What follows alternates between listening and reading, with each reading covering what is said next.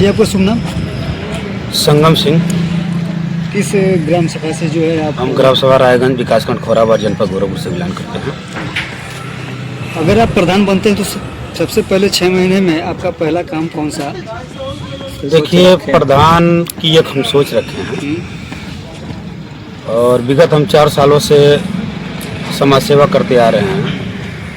अगर जनता हमें हमारी समाज सेवा पे, हमारी काबिलियत पे, हमारी कार्यों को देखते हुए प्रधान अगर बनाती है और 6 महीने की रही बात, 6 महीना या प्रधान कार्य 5 साल होता है। स्टार्ट से ही हम समाज सेवा का एक उद्देश्य को लेकर के दबे कुचलों की आवाज़ उठाएंगे।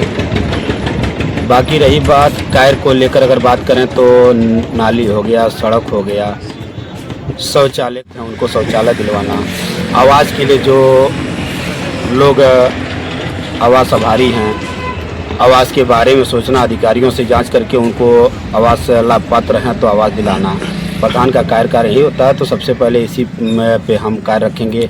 उसके साथ साथ विकलांग हो गए, विधवा हो गई, जिनका पेंशन अभी तक नहीं आ रहा है, चाहे किसी कारणवश पेंशन बंद हो गया है, इसके बारे में प्रथम सोच हमारी रहेगी। गांव में सबसे बड़ी समस्या क्या है, इसका अस्थायी समाधान क्या होगा? गांव में हमें तक जहां तक अभी अनुभव है, जहां तक जानकारी है, सबसे पहले गांव की सुंदरीकरण, जैसे नाली, सड़क की मरम्मत, आरसीसी, खड़ंजा, जो कच्ची सड़कें हैं उनकी मरम्मत, ये ज़्यादा समस्या आती हैं। और पिछड़े वर्गों में देखा जाए तो सबसे ज़्यादा जो दबे लोग होते हैं उनकी आवाज़ कोई उठाता नहीं है, वो दबे के दबे रह जाते हैं। सबसे ज़्यादा समस्या देखने को ही मिलती है हमको। गांव के गरीब बुजुर्ग और दिव्यांगों के लिए आपके क्या?